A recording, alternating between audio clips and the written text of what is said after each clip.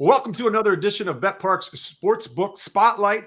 We have a great guest today, Kurt Warner. He needs no introduction, but he's a two-time NFL MVP, a Super Bowl MVP, and a member of the Pro Football Hall of Fame. Kurt, thanks so much for taking a few minutes to be with us, brother. You got it, my man. Always good to catch up. You know, we haven't had a chance to visit, and there's so many accolades. There's so many awards. You play so long. You're an NFL MVP. You win a Super Bowl. You take your teams to multiple Super Bowls, but to go into Canton, I mean, and I know it's not just an award, an honor for you, but for Brenda, for the kids, for the family, for the teammates, for the coaches. Just walk us through when you got that knock at the door and you knew that you were going to be a member of one of the most difficult halls to get into.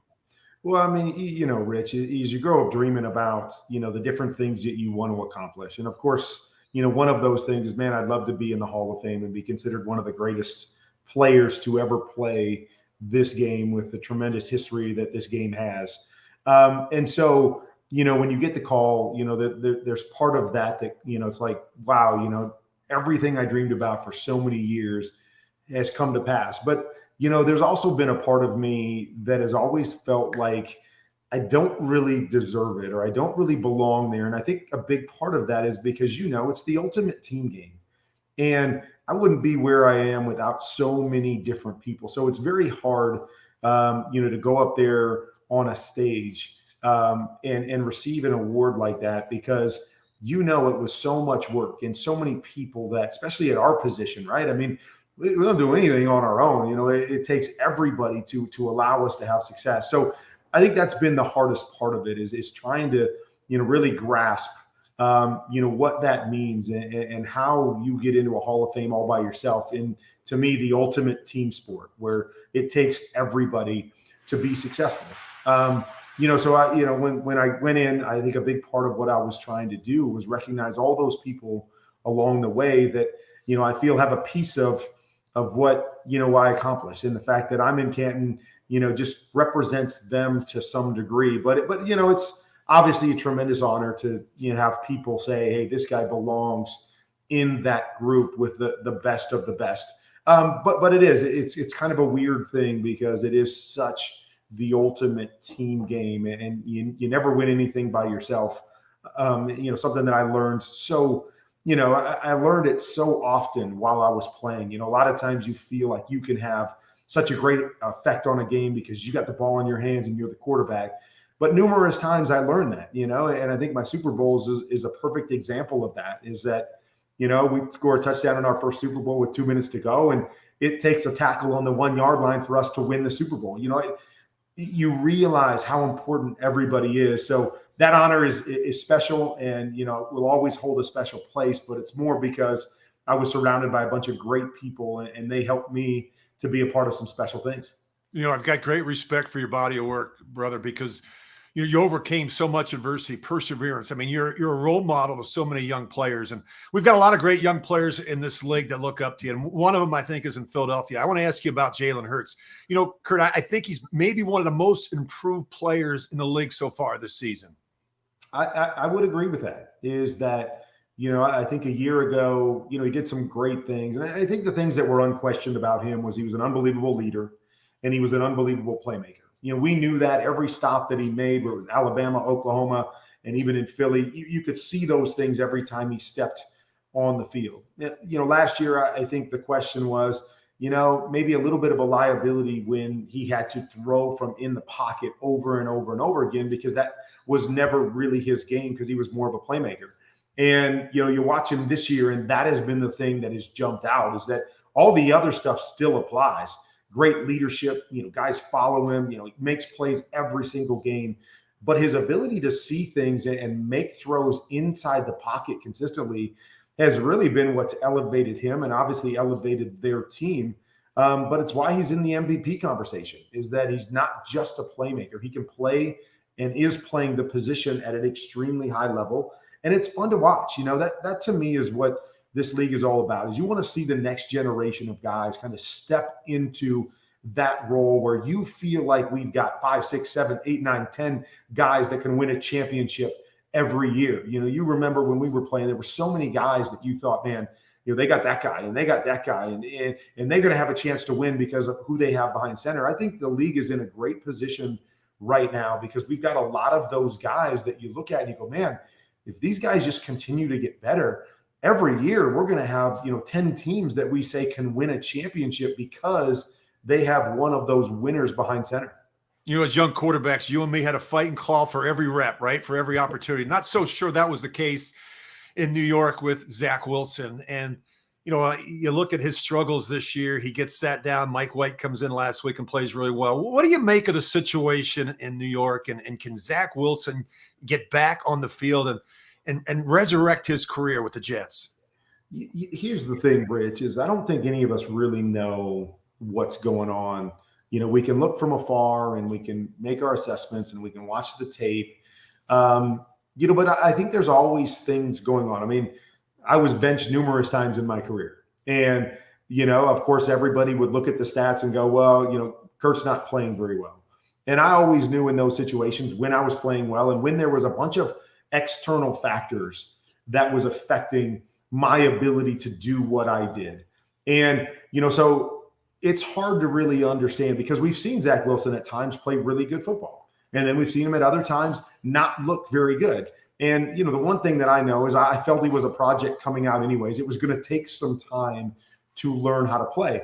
I think they've got some issues there with what they're trying to do offensively with some of the young players that are coming in. And I think, Zach got caught up in that a little bit.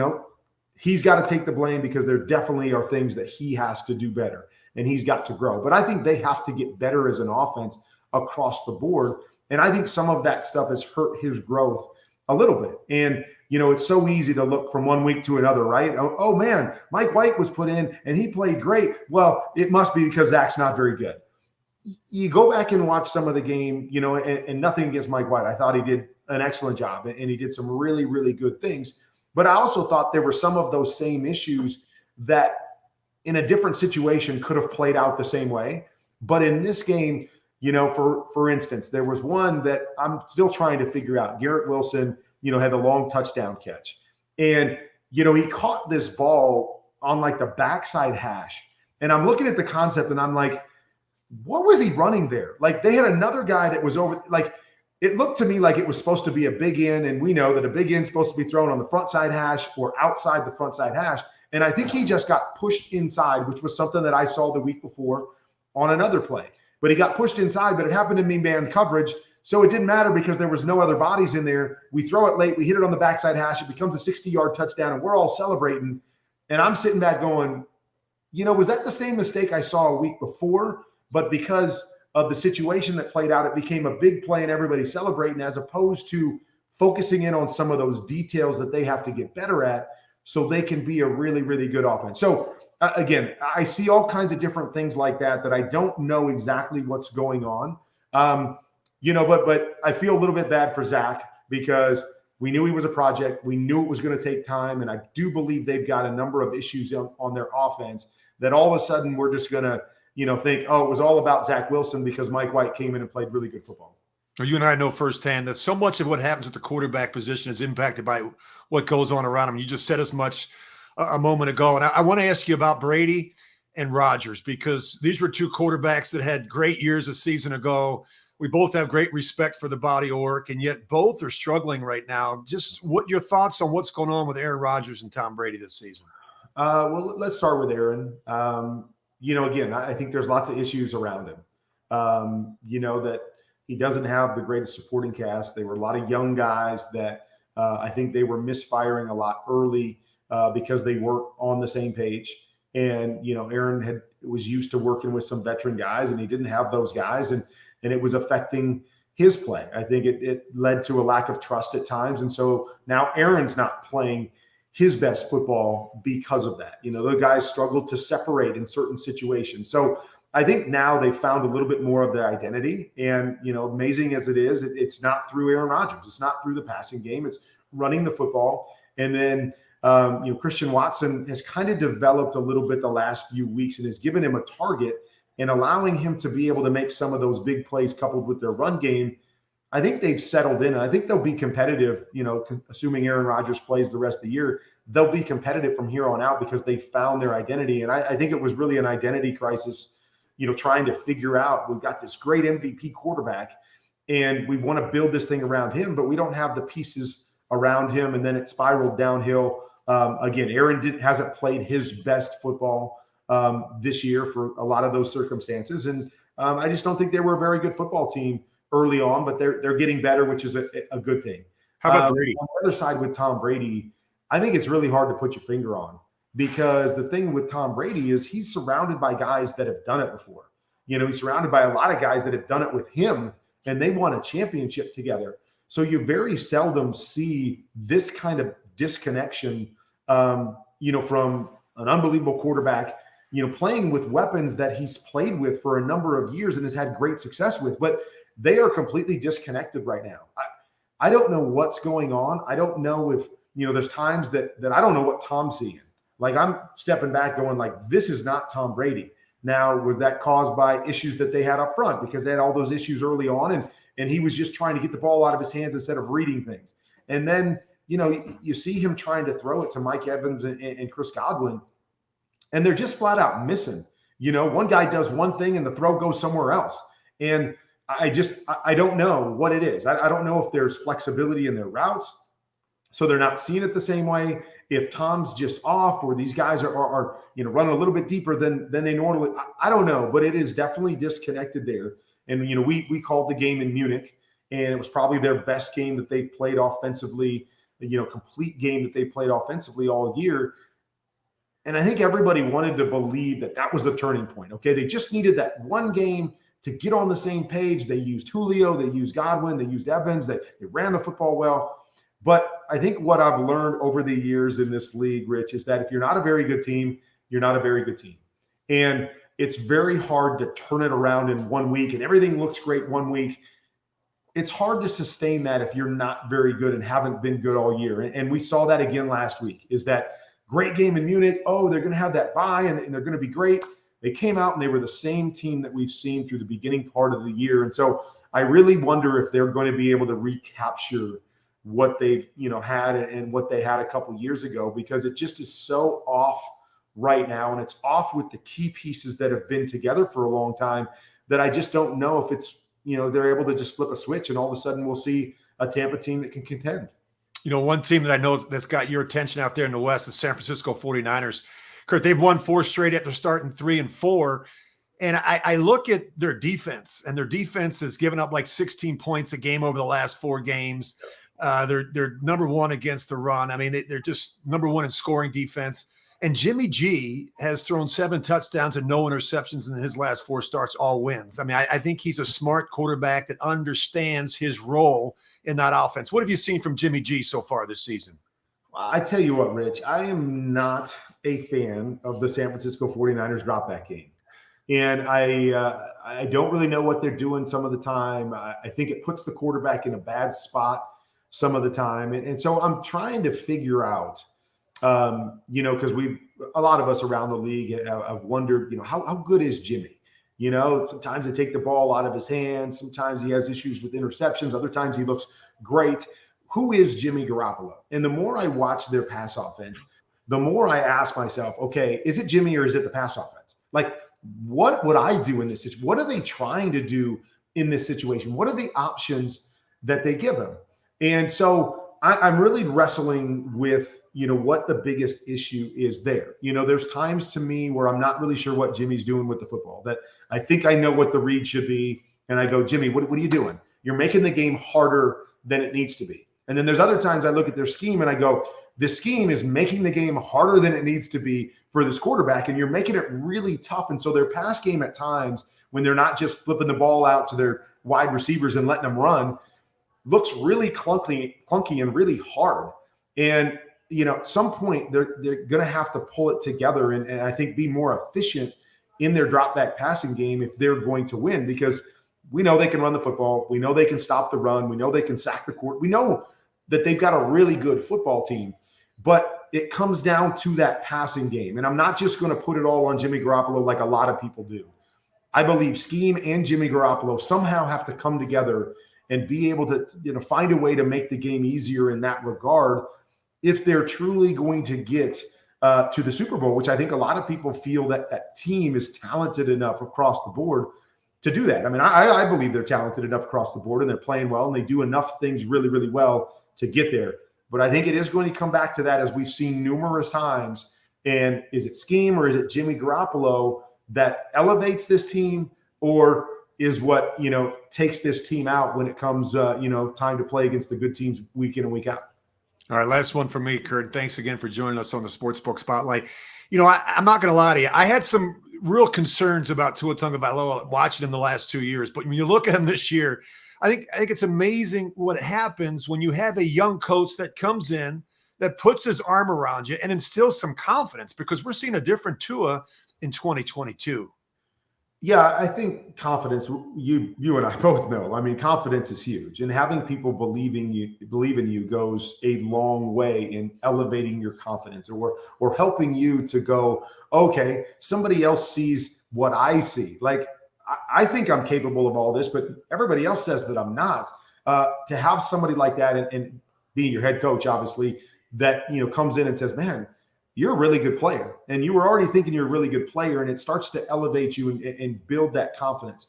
But I think, again, you and I both know as well as anybody that fit is so important. People all the time throw around this idea that, is so-and-so a system quarterback? Is so-and-so a system quarterback? I'm a believer that every quarterback is a system quarterback, that every quarterback needs to play in a system that plays to their strengths. And we all see the game and we all play the game differently. And so you can't just plug in every offense with every quarterback and go, well, if he's a good quarterback, he'll be good in this offense. It doesn't always play out like that. And so you've got to find someone that calls the game, that sees the game, that designs the game the same way that you see it. I'm sure you would say the same thing, right? I mean, you go and win an MVP later in your career and you go, well, how does that happen? How is Rich able to play at that level, late in his career? And you're like, I found a system that fits what I do, and they gave me the ability to play my game. That's what I see in Miami, is that Tua's superpower is his ability to anticipate and be accurate with the football. And, it's one of those things that their offense is built that way. Get back, put your foot in the ground, and throw the football. Get it out, find the windows, understand what we're trying to do. We're going to create movement to get the linebackers to split, and we're going to attack inside the numbers over and over and over again. And those are the things that Tua does as well as anybody in the league. He anticipates. He does a great job using his eyes to be able to help the movement of those guys that he needs to help, with their play action and with their bubble screens and all that stuff. And he's accurate. He's got a tremendous base. He gets the ball out quick, and he's accurate. And so those are the things that are primary within the Mike McDaniel offense. And those are the things that Tua does well. And so it's one of those things, because I was the same as you, is when I watched him in past years, I felt he was always holding the ball. Ironic, this year he never seems to be holding the ball. I mean, he even anticipates to a fault at times, because he's like, get back, get the ball out. I'm going to trust this is going to be open. I'm throwing it. And in the past, I'm like, throw the ball, get it out of your hands. Like, what are you looking at? What are you waiting on? And that's why I was so concerned about him, is because when I saw him in college, I thought that was his best stuff. The RPOs, get back, put your foot in the ground, get the ball out, use your accuracy. But I wasn't seeing that the first couple of years because of the way that they were running the system. And now the system truly plays to his strengths. And when it plays to your strengths and you're a good player, this is the kind of stuff that happens. And, thank God that he got this coordinator, because we might have thrown him out of the league if he had another year like he has the first two, going, he's not the guy we thought he was. He doesn't have the biggest arm. He can't do this. But he found the right fit, and that is everything. When I went to St. Louis, yes, I had a lot of talent around me. But Mike Martz and I saw the game the same way. We played it top down. We wanted to attack down the field. My greatest strengths were my accuracy, 15 to 35 yards down the field. And that's how we played the game. So we called games and designed plays that were exactly how I saw them. So when I went out there, I was like, I get this. This is how I've always played. This is, I can play this and do this really, really well. And so, and then I've gone other places, as I know you have, where you find it and you're like, oh my gosh, everybody's running option routes, and everybody's got to decide what they're going to do in mid route. And I'm like, oh my gosh, I can't anticipate. I can't throw it. This guy has the ability to be 12 yards or 14. Like that's not how I play. And so, you're fighting upstream when you're in those kinds of systems. And so it becomes so vital for these quarterbacks and for guys to be able to envision what they're capable of and then put them in those positions to succeed. I think, the best quarterbacks in the league have found guys to do that. And I believe Tua has found a guy to do that, and why we're seeing him elevate his game and play at such a high level right now. There you have it, another edition of betPARX Sportsbook Spotlight. Thanks so much, Kurt, for joining us.